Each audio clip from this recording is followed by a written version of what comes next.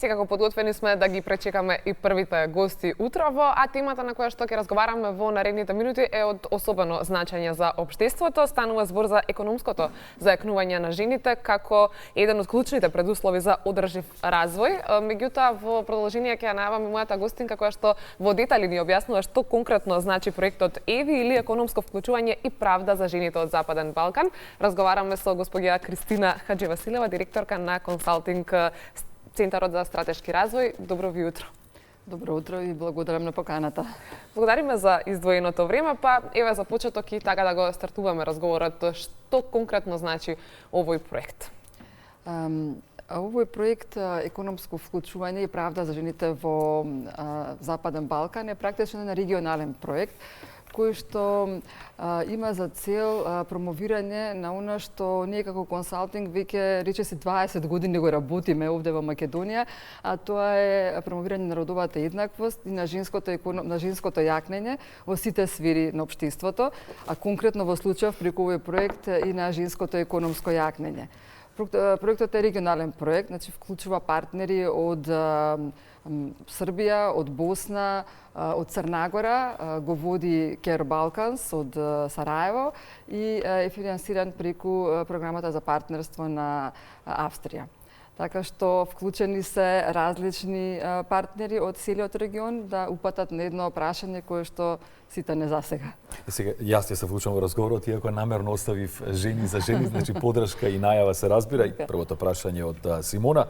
Со какви предизвици најчесто се соочуваат практично жените, не само кај нас, туку еве рековме на цел Западен Балкан, кога сакаат да започнат свој бизнис, да развијат свој бизнис? Да, жените, знаете што... Се уште постои тоа, значи... Да, се разбира инаку зашто ви го правеле се во ова. Значи, ние упатуваме на еден предизвик кој што се повеќе застапен и се повеќе изразен и во регионот и кај нас, а тоа е дека жените многу малку се активни во економијата. Кај нас са многу помалку жени, во споредба со мажите, се активни на пазарот на трудот. Многу помалку жени се вработени на пазарот на трудот и тоа на некој начин е клучната причина поради која што и ние го имаме овој проект и работиме на ова женско економско јакнење. Сакаме да покажеме дека економијата која што сега особено е засегната од овие трендови на миграција, кога имаме помал број на вработени, кога имаме помал број на работодавачите се жалат дека немаат доволно луѓе за работа.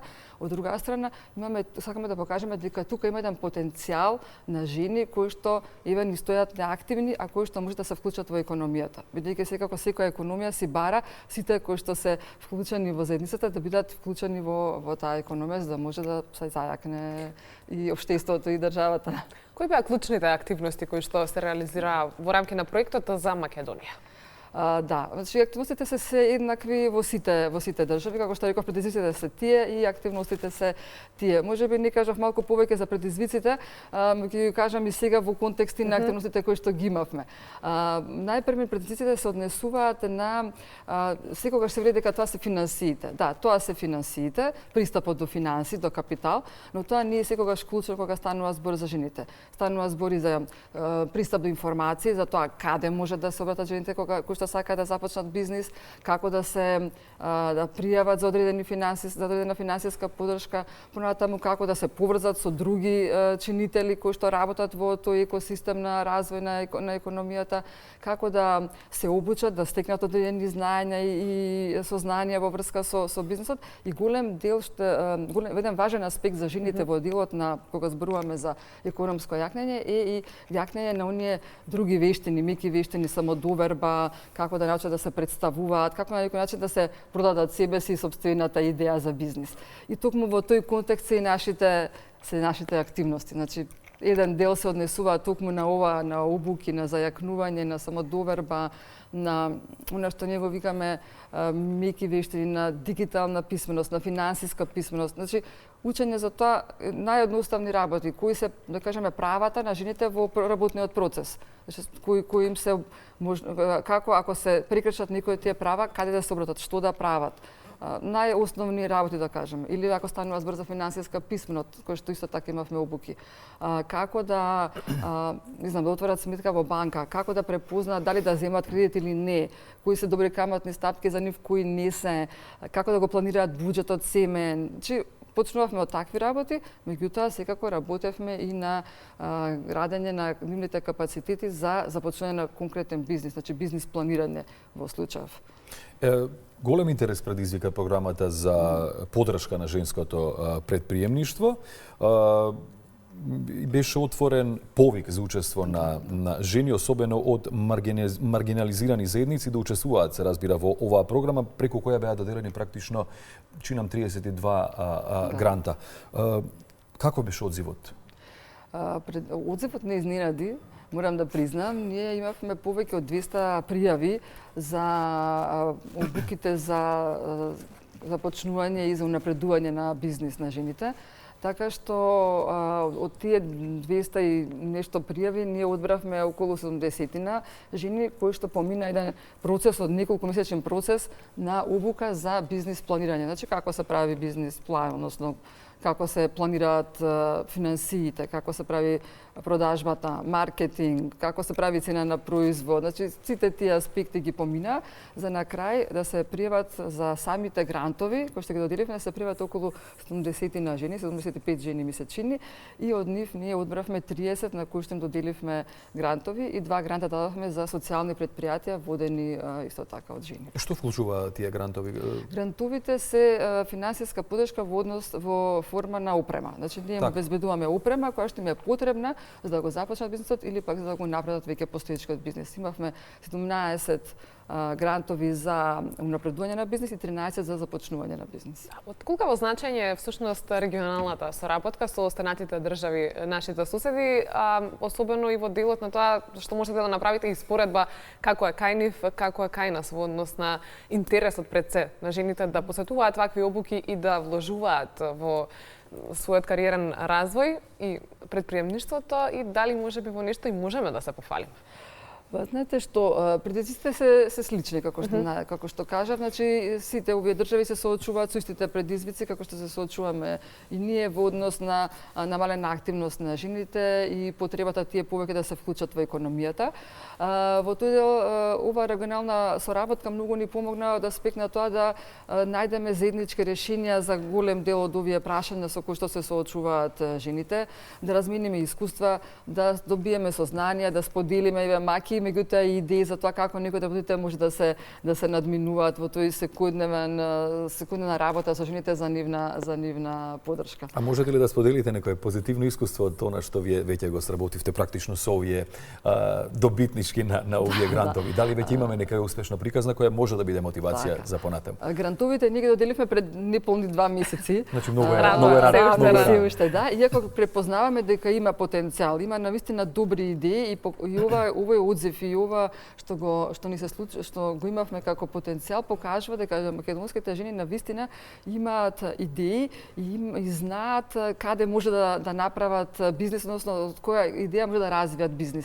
И сега потребна им е помош, поддршка, поттик за да може тоа и да го реализираат. Бидејќи знаете што кај жените често пати една од работите што им е потребна е не се само оние, како што кажа, финансиски услови, туку потребна им е поддршка од семејството. Потребно е практично да не бидат оптоварени со товарот на домашната работа. Тоа е една од клучните причини поради која што кај нас жените не секогаш сакаат да започнат бизнис или пак да се вработат, затоа што тоа го сметат како дополнителен товар на она што им е семејната грижа, која што е на нивни грб, а не е споделена со останатите членови од семејството. И тука е она што треба да се работи исто така и на кој што и ние работиме и преку други програми и проекти, а тоа е да покажеме дека тој дел од тој неплатен труд треба да биде споделен, а не да биде на грбот на жената, бидејќи не треба да се стави жената во ситуација да бира помеѓу приватниот и професионалниот живот, односно професионалниот развој, туку да ги има сите можности тоа да го направи без задршка. Сега спомнавте дека ви изненади бројката од над 200 пријавени. Дали е таа сепак доволна или може да се работи уште? Зборуваме во овие услови, нели? Дали овој број е задоволителен? според вас? Мислам дека овој број ни покажа дека навистина има потреба од ваква поддршка и верувам дека има и многу повеќе жени кои што би сакале и би биле заинтересирани да се вклучат во вакви програми и да добијат ваква поддршка и да започнуваат бизнис или пак да унапредуваат бизнис. Затоа што многу често и како заврши повикот, ние потоа имавме повици за тоа и да сте имале повик да се вклучиме и така натаму. Значи дека тој потенцијал на жените постои, само треба да се, како да кажем, да се разбуди и да се работи со жените, бидејќи не е доволно само да им се дадат средства, што би им порачале ви? Да се како би ги мотивирале? Како би ги охрабриле? Оние што се двоумате? Да, оние што се двоумате, јас мислам тоа е пораката наша генерално од консалтингот од секогаш кога работиме со жени, а тоа е едноставно да го направат првиот чекор, да се охрабрат, бидејќи не постои идеално време за започнување на бизнис, нема да се склопат сите коцки, треба да се направи тој прв чекор, да се охрабрите и потоа лека по лека работите ќе доаѓаат на свој место, како што ќе се борите и како што ќе наоѓате начини како да го реализирате својот бизнис. За среќа, сега постојат покрај нашата постојат и други програми и други иницијативи за поддршка на жените и сметам дека мислам дека може жените да не се двоумат во тој процес. Значи секој успех започнал со првиот чекор, нели? Што следува кај вас како организација? Што е следниот чекор? Па ние продолжуваме понатаму и со други активности во рамките и на овој проект, разбира и на други проекти, меѓутоа да кажам за конкретно за И како долгорочно всушност конкретно ЕВИ проектот влијае врз положбата на жените во регионот, затоа што били одлична е можноста да добијат грантови, шанса да се слушне нивната бизнис идеја, но како ова на долгорочен план влијае? Така, она што ние исто така го работиме, препознаваме дека не сите жени сакаат да бидат предприемачки и дека потребно е некогаш жените само и да се вработат, значи да се овозможат да имаат економска благосостојба за себе и за семејството. И во таа насока сега работиме на обуки за жени, за преквалификација, доквалификација, за занимања кои што се барани на пазарот на трудот и преку кои што ќе можеме тие жени да ги вработиме или да се само вработат или да најдат вработување кај некој работодавач. Значи продолжуваме во таа насока, а истовремено со партнерите работиме на тоа да креираме одредени можности кои што ќе бидат на регионално ниво, каде што жените ќе можат да аплицираат повторно за финанси со цел да развијат други нови бизнис идеи, да кажам. Благодариме многу за издвоеното време утрово, Кристина. Се надевам дека се гледаме повторно во некоја наредна прилика со цел да пренесеме успешни женски идеи и бизниси реализирани. Се надевам дека ќе имаме во конкретни примери, каде дојдеме повторно кај вас да ги се споделат споделиме. успешните приказни за кои поточно ви благодарам и јас. Одиме на